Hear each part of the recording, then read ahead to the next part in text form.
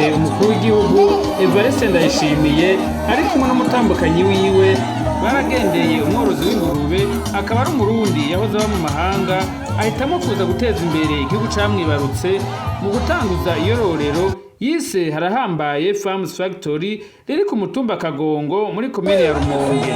Akaba hororeye ingurube zishika ku 1,400 ategekanya ko ubworozi bwiwe buzogera ku ngurube zishika ku 2,500. Umukuru w'igihugu c'u Burundi akaba yaramukeje anatera kamo abandi barundi ba mu mahanga kuzana imigambi y'iterambere mu gihugu cabo. Nyamurazi yuko ari abandi bagenda bagacavuga ngo bakize ngo bibereye mu gihugu cyateye imbere, agomba atubwire kugira wiyumvire wari usanzwe uri hanze mbega wagiye wari impunzi hanyuma wahinduye gute ku buryo ugira ivyiyumviro vyo kuza guteza imbere igihugu. Ku mazina bayita Albert Manishimwe, abasanzwe mvuka ku mutumba wa Mibanda, zone Kizuka, komine Rumonge. Mu mashuri nize hano nagarukiye mu mwaka w'icenda. Mu 2012 naragiriye ibakwe ndakwitira mu gihugu ca Uganda, candagiriye ibakwe bashabanjana muri Amerika nani nk'impunzi. Maze kugerayo nagiye mfise na vision mvuga nani irifo yuko natwe tugenda nani hari tugenda nani kwicara hari ikintu uzokora kizomarana n'iki igihugu.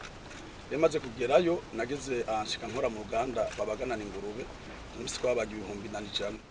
Mugabo nkiyumva nati none ku 1,100 ku munsi bazikora amajyana mwero rimwe canke bazegeranya mu bazorora. Mu bisanzwe mu bihugu muri Leta Zunze Ubumwe za Amerika uko nani borora kira ntari bifise na mworoza agize nana akomeye. Rero kandi urumva abayari yemeje nani kugira ni kuvugana nati jewe kirana nino ntara tuvuge nk'intara nani ya Burunga ije nzisinya gutangana n'iki inyama z'ingurube. Ahora niho waciye wigira neza. Naciye nigira maze kuvyiga niho mumaze kurongora amabanga yo kurongora igihugu numva musize umugambi w'ubworozi nani imbere. Nanje nabaye mu Barundi nani mu bambere mu gushira mu kino gisata. Mugana bikoze abarundi benshi nani bantwenga bavuga ibintu bikurakora ibi bikorwa na leta ntibishoboka.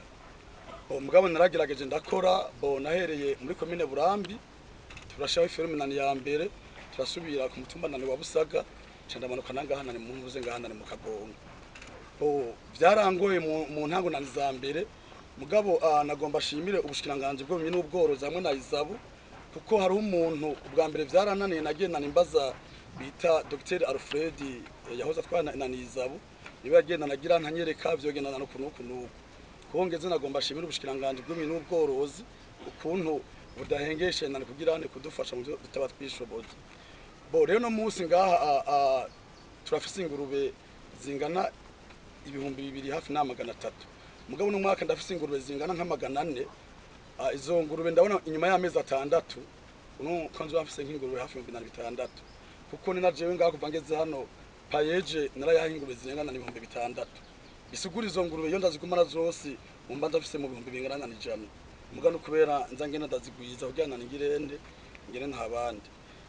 Hama ku kintu kijanye n'ubworozi ndiko ndazana n'abandi ba diaspora bavuye muri Leta Zunze Ubumwe za Amerika turiko turaza turabishiramo nane kinani mwinguvu no kundweza harabona akiriye bariko rabizana barabishiramo inani mitari nkuko aina jewe sanzwe ndongo urwego rw'igihugu Confederation Nationale des Éleveurs au Burundi ndiyemeje mu myaka 5 ko Uburundi azaba ari nka Denmark ibanye abanyagihugu 6,000 mugabe banye ingurube 1,400,000 bisigura umuru kiranane munyagihugu ya partena ku ngurube 14.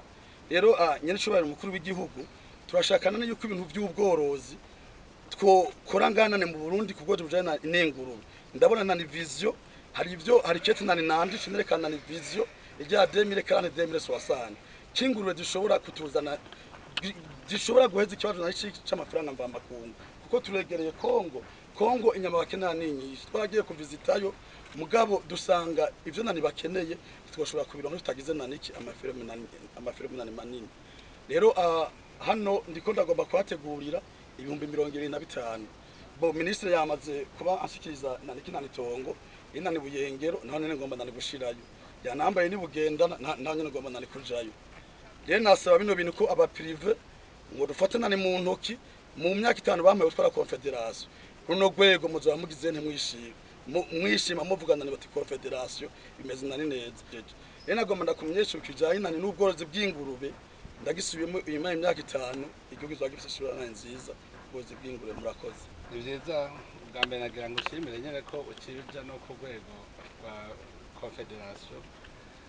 Urazi ko nagenda umunywanyi kandi mu cyifuzo nuko dushaka yuko Uburundi mu bintu bizozana amahera mva makungu harimwo ingurube, kandi ndiko ndaraba ubu biriko bigira kure naje ncenezerwa kuko naje warampaye isoko rega naje mbona ibibuguru vyanje aho vyashobotse.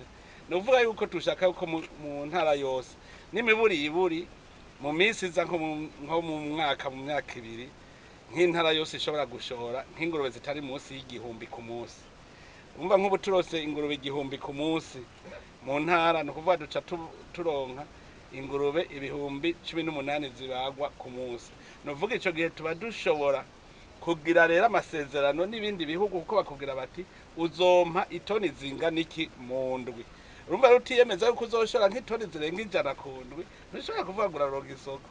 Hanyuma abantu nuko mu Burundi ntibari bwamenye twarasamaye ibiteza imbere igihugu nk'igihugu ca Denmark barihaye intumbero bati Denmark izotungwa n'ingurube.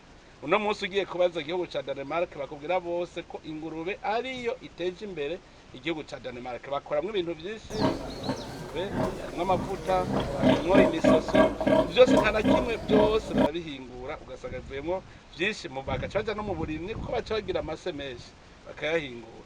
Naragiye no mu kindi gihugu nko muri Libani nasanze ahantu babaga inkoko 50 ku munsi.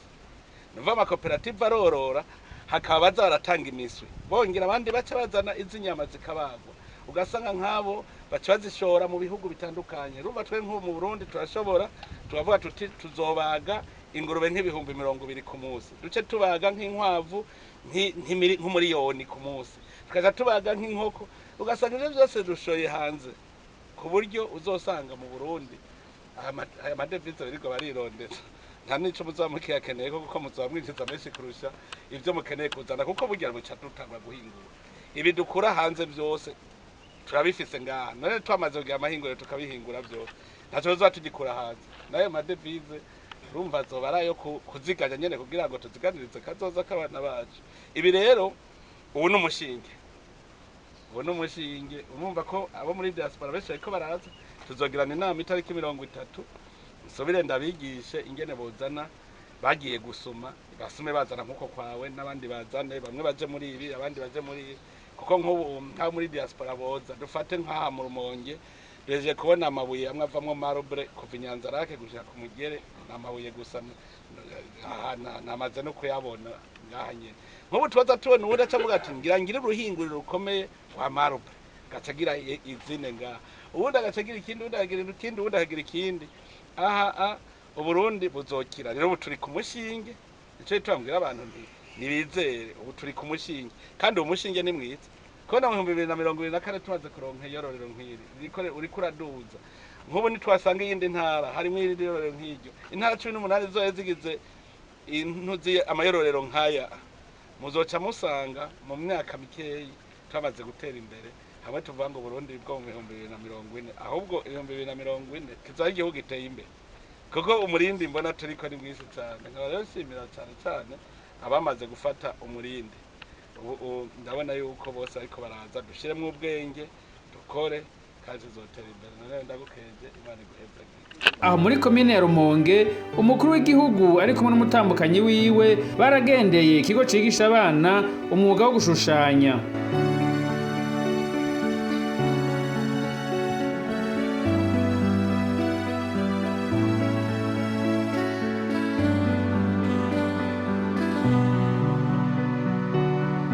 Mu gisagara ca Rumonge